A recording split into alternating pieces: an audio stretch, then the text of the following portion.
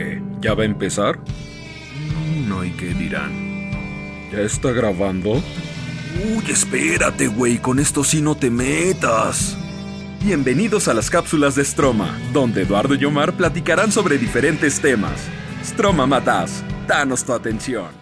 Dentro de todo esto, o sea, el manejo que se da de todo lo que son los elementos es muy importante dentro de la cosmovisión, ¿no? Y aquí meto ya la palabra cosmovisión porque la parte en la que se basa la danza es en esa cosmovisión, ¿no? En creer en los elementos, en las energías, en la palabra de los abuelos y muchas otras cosas que sustentan un poco la danza, ¿no? Entonces, dame un segundo nada más.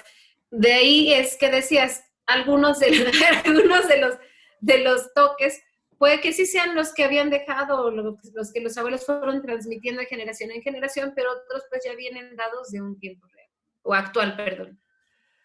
Dijiste Sí. las energías, ¿no? Los elementos, Ajá. las energías, ¿no? Aquí hay algo que está, bueno, Sí. quiero tocarlo porque he platicado con varios señores, y digo señores, o sea, cuando yo tenía 20, ellos tenían 50, ahora tengo 30, ellos tienen más, ahora tengo 40, ellos algunos ya no están, ¿no? Hay que aclarar, sí.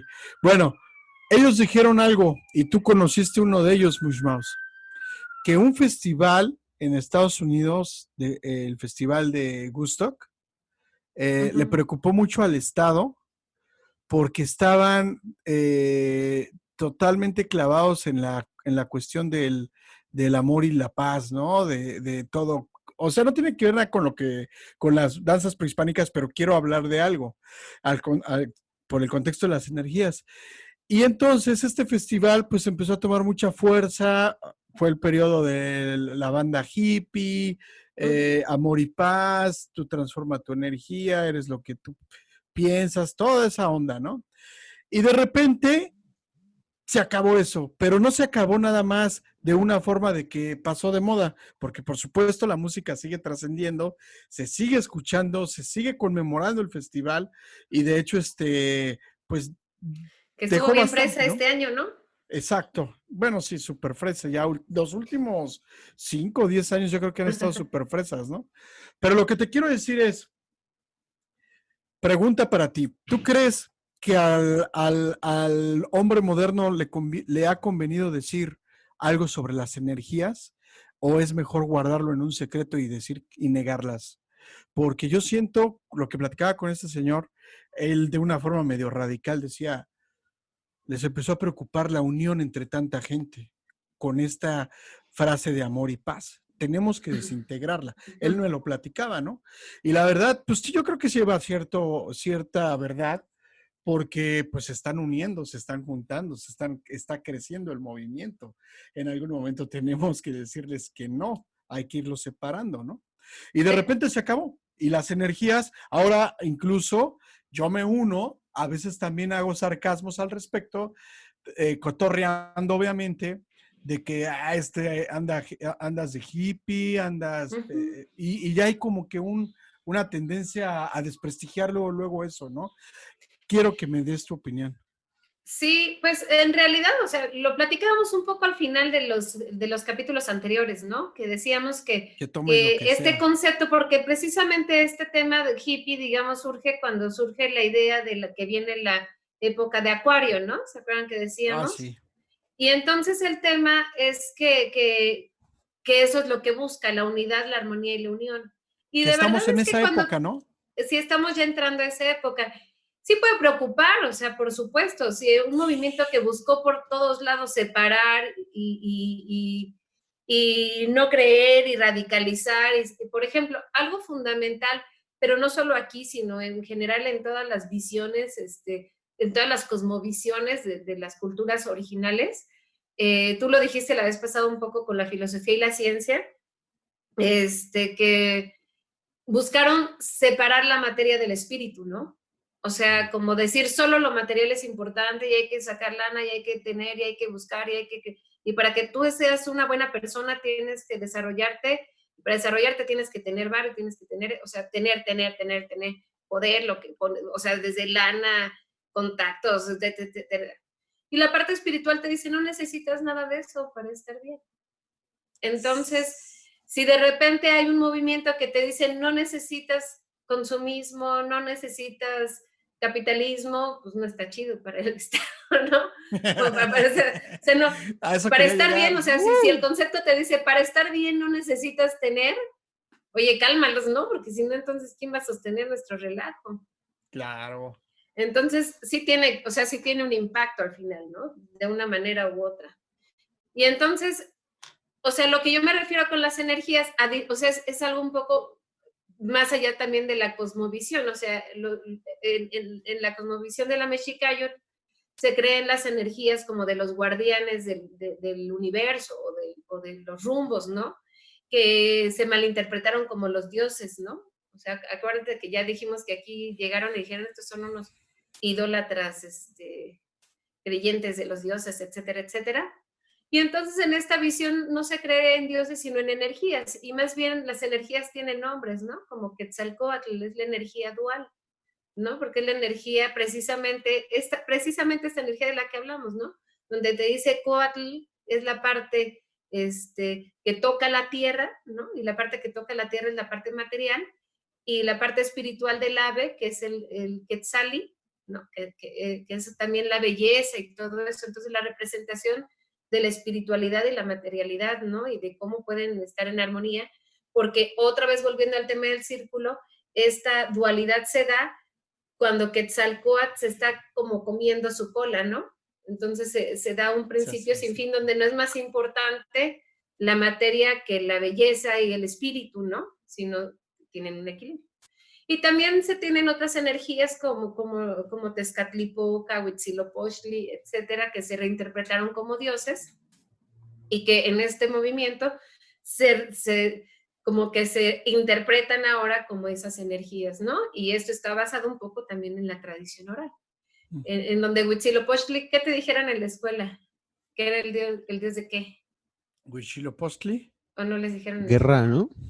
El dios de la guerra, ¿no?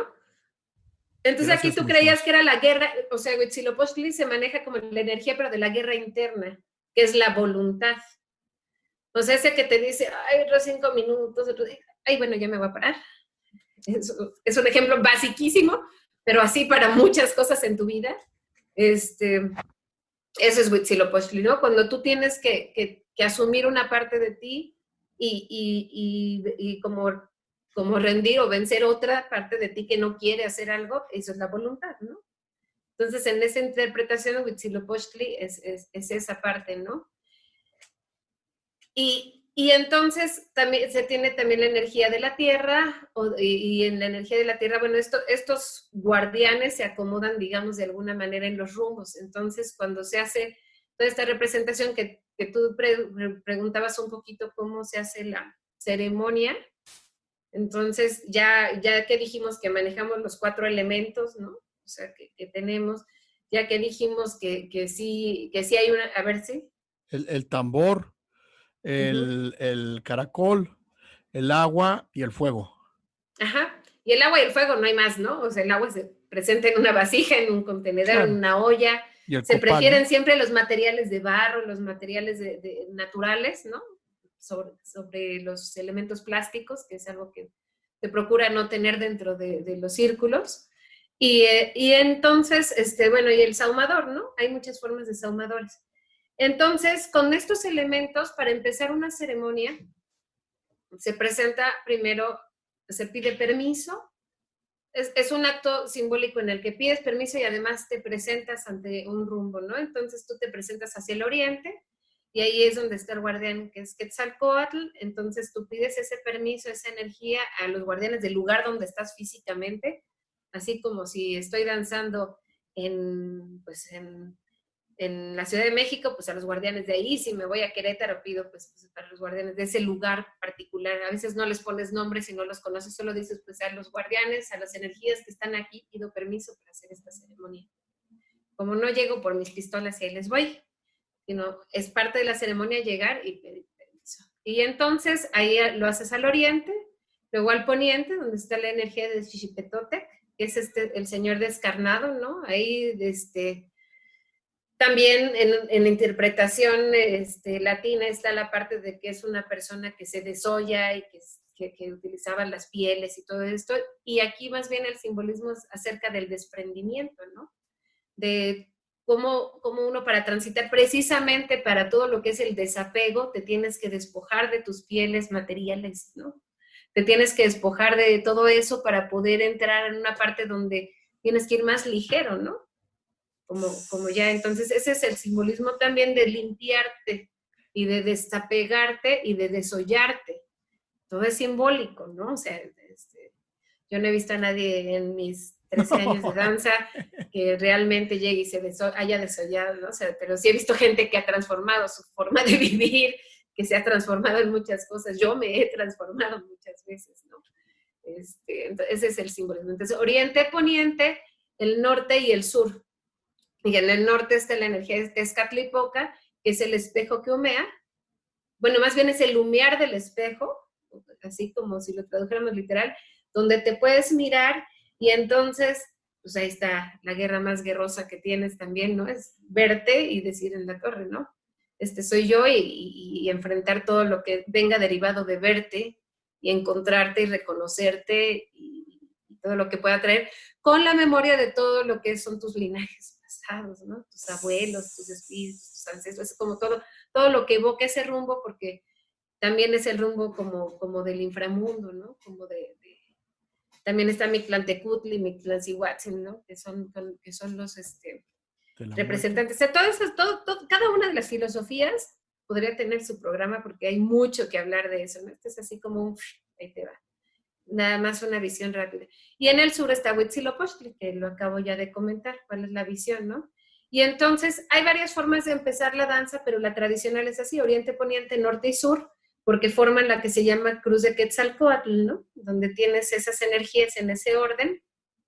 Y ya que llegamos a los 4 rumbos, se saluda al cielo, a la jícara celeste, al Omeyocan, donde está el sol, donde está la luna, donde está Ometecutli, Omecihuatzin, o sea, es la mujer que tiene los dos y el hombre que tiene los dos, ¿no? O sea que, quiere decir que cada quien tiene energía femenina y masculina, ¿no? Entonces, por eso es Sí. doble, ¿no? Después se saluda a la Madre Tierra, y en algunos casos también se hace alusión a lo que haya más abajo del manto de la tierra. Y el séptimo rumbo o el séptimo saludo es al corazón, y el corazón es pues, el corazón universal, el corazón del pueblo, el corazón de la danza, pero también es la parte donde estamos en el plano danzando, ¿no? Partiendo de que tú estás en una base, ya saludaste como a las energías que están a tu alrededor, en el mismo plano, ya saludaste al arriba, ya saludaste al abajo, entonces pues te queda saludar ahí el corazón, que es el centro, ¿no? Y entonces, ya que se pide permiso con palabra, a veces con canto, con los toques de las danzas representativas de los guardianes de los rumbos, se hace, tradicionalmente se hace una salutación en náhuatl, hay quienes ya la hacen en español, o hay quienes mezclan, o si alguien del grupo habla otra lengua originaria, pues se le invita y oye, bueno, entonces, nadie entiende porque solo él habla y todos estamos así porque dices que quisiera aprender, o sea, es como porque te da mucha emoción escuchar una lengua, ¿no? No sé si han escuchado lenguas cuando la gente está hablando y es como a mí me da siempre como, ¿qué estarán diciendo, no? Misterio. Un misterio, es mística, ¿no? Una mística ahí que surge. Uh-huh. Y entonces, cuando se abre a los rumbos, ya se dice que se pidió permiso y se empieza la ceremonia. Y entonces, en esta ceremonia, voy a ir hilando para hacerlo un poco más dinámico los temas, ¿no? Los personajes que ya dijimos que existen, que son los portadores de los elementos, van dirigiendo la parte energética como tal con los elementos, pero hay personajes en el círculo de danza que ayudan como al orden, ¿no? Entonces está la primer palabra, así como tal. Acuérdense que ya manejamos que para la concepción o para este tipo de tradición, la palabra es muy importante, ¿no? Por eso el Tlatoani era el que tenía la palabra para decir. Entonces, que una persona sea portadora de la palabra quiere decir que es una representación muy importante y que tiene el reconocimiento y respeto de la gente, ¿no? Porque porta la palabra y además tiene un compromiso con su palabra, ¿no? Y a mí me gusta mucho pensarlo, y esto es un poco más personal, que cuando tú dices, bueno, a ver, si la palabra es lo primero que yo me respiro cuando yo hablo, cuando yo misma hablo, es lo primero. Entonces, yo me respiro lo que yo digo, ¿no? Yo me respiro la palabra. Ahora decimos que las palabras se las lleva el viento, pero imagínense que el primer aliento, o sea, la vida es el primer aliento, ¿no? Cuando sales de la pancita de mamá, y ahí es cuando se dice que empiezas a vivir tu vida ya separada de la madre, ¿no?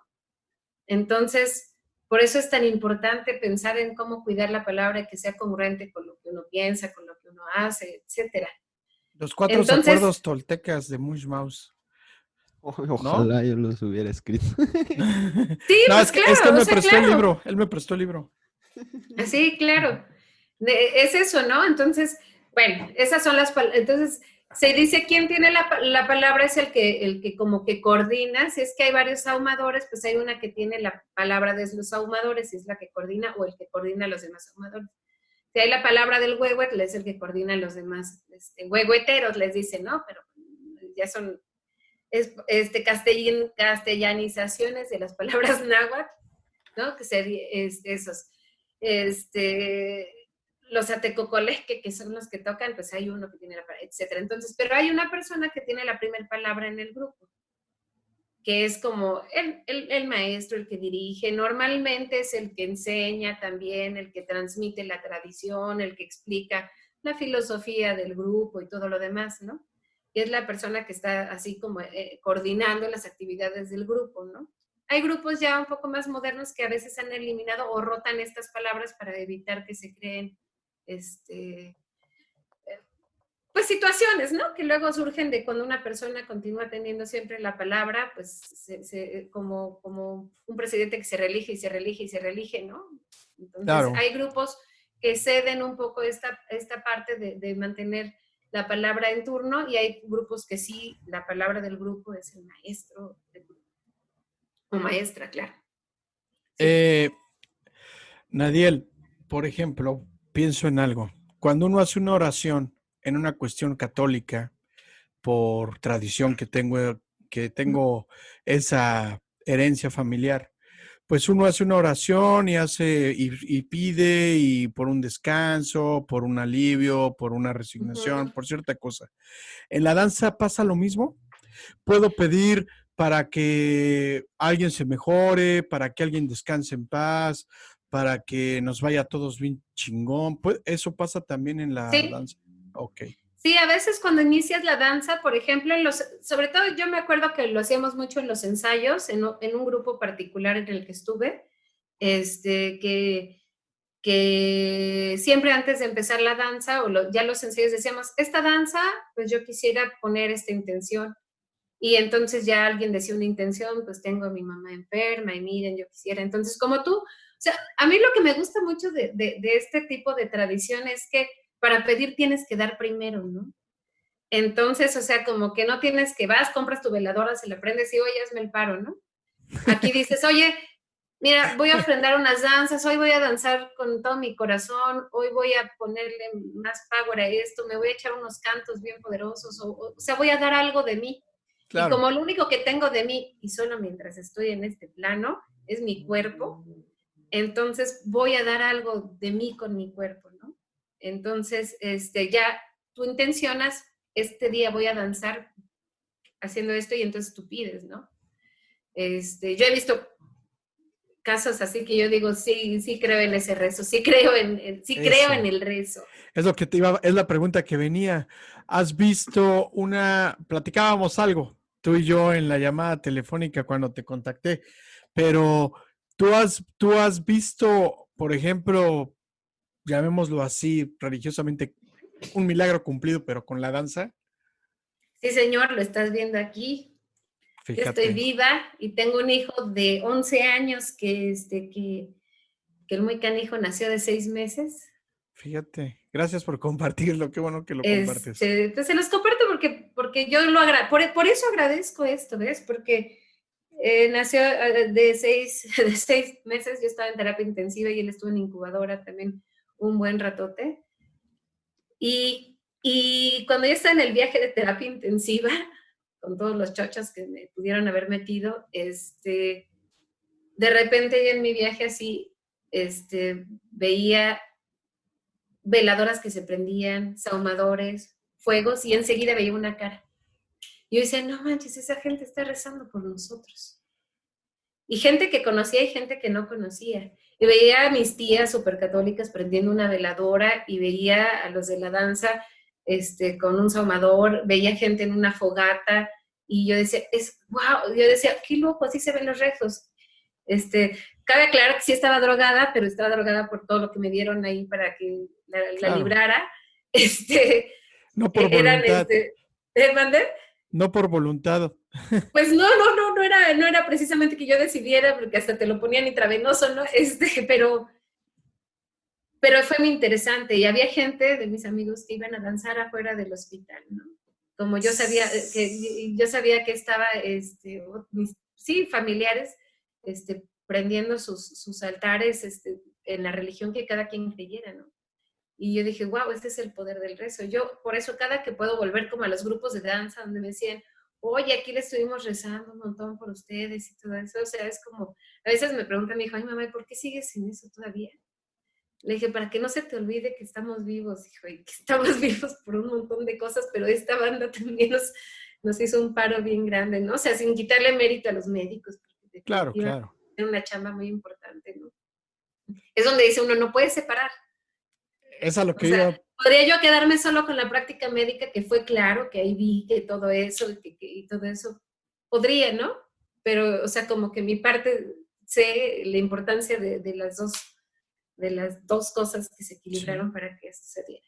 Entonces, por eso yo creo que, o sea, le das un propósito a danzar también. Por eso yo decía desde el principio, no es como que llegas y te avientas y hoy tengo ganas de sudar, ¿no? O como cuando vas al gym y pues sí, ¿no? Pero a veces hay días que yo creo, bueno, a mí sí me ha pasado luego yendo al gym cuando te pones a pensar cosas sin tener que ir al tianguis, te pones a hacer ejercicio y empiezas a pensar en muchas, o sea, como que son momentos en los que te puedes sincronizar quizá y pensar, ¿no? Órale. Y pasa algo muy bonito, o sea, bueno, ya que estás en la danza, te decía cómo se mueve. Voy a volver a donde estaba, que eran las estructuras, está la palabra. Sí, Daniel. ¿Ves que me cuesta trabajo? Están las palabras. Hay una segunda palabra que es la que organiza ya el círculo y a veces en algunos círculos hay hasta una tercera palabra. Y esta es la persona que cuando llega alguien le dice, a ver, acomódate en el círculo. Se procura que siempre sea un hombre o una mujer, y esto es como para hacer equilibrios, ¿no? Como a veces si hay números, también se pueden manejar círculos con cierto número de gente y luego hacer otro. Y en ciertos círculos también, cuando ya la cantidad de gente es mucha, se van haciendo, como decía, círculos concéntricos, donde en el círculo más cercano al momoshli, que es el altar, digamos, donde están todos los elementos, están los portadores de los elementos, los portadores de las palabras, y al final, digamos, del círculo están pues los maseguales, que sería pues todos los demás que no tienen algún cargo, ¿no? Dentro de la danza. Entonces está la primera, la segunda y a veces la tercera palabra. También hay un personaje que es el regente de danza, que es la persona que tiene el bastón de la danza. Eso es una baqueta de tambor, pero la voy a agarrar como bastón. Y entonces te entrega para que siga la continuidad de la danza y es como quien decide quién va a presentar su siguiente danza. Entonces te entregan el bastón, tú lo recibes y entonces ya vas a ponerte al frente para danzar. Entonces puedes ponerte, si te dan el bastón, puedes ponerte tú solo o invitar a alguien. A veces cuando son danzas pequeñas de ensayos, pues te danzas tú solo. A veces cuando son danzas muy grandes, pues invitas. Si son varios grupos de danza, pues le dan el bastón a la palabra de ese grupo y entonces pasa todo el grupo a danzar, ¿no? Esto es como dependiendo del tipo de danza que se dé. Y entonces ya cuando estás con tu bastón frente al altar, frente al tambor, te vas a presentar. Y entonces no dices, hola, mucho gusto, yo soy Nadiel. Si no llegas y entonces te empiezan a hacer un toque, y es el toque del saludo o la presentación o permiso. Y es un toque muy particular donde tiene los 4 elementos, o sea, los pasos que se hacen para ese saludo son los 4 elementos que ya dijimos que... bueno, solo dije del de la tierra, no les dije los otros, ¿no? Que cuando los pasos son de agacharse o de tocar así como... Esos son los de la tierra, pero cuando son saltos representan el fuego, los giros representan el viento, o los que son de movimientos así como ondulantes, y los movimientos, no, bueno, ondulantes me refiero así de girar, ¿no? Y los movimientos suaves y los movimientos que son continuos son los que representan al agua.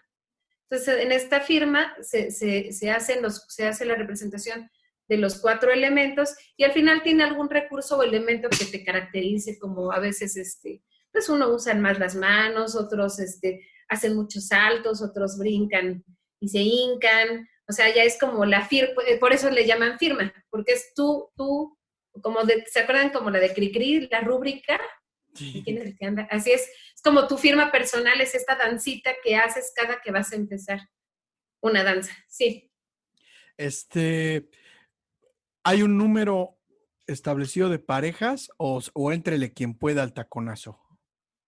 No hay un número restringido, o sea, una de las características de los círculos es que son abiertos, ¿no? Muchos de los grupos sí son, así como de, si no eres del grupo no te dejan entrar, y hay grupos donde, oye, que quiero entrar a danzar, que pasa la banda, ¿no? Y que va ahí, que te ve, y oye, están danzando, órale, sí puedes entrar a danzar, pero mira, entra por la puerta, porque hay una puerta, dentro del círculo se establecen, normalmente son al oriente, o en el caso de que se esté danzando en algún sitio sagrado, pues hacia donde esté el sitio, y esa puerta la representan otros 2 personajes que son los topiles o son los guardianes de la puerta, ¿no? Y esas personas entonces abren la puerta, digamos, o sea, están danzando ahí, y en ese momento, oigan, que alguien quiere entrar, entonces se abren en el espacio y abren la puerta energéticamente tal cual, y ya llega la asomadora, llega el del caracol y ya reciben a la persona.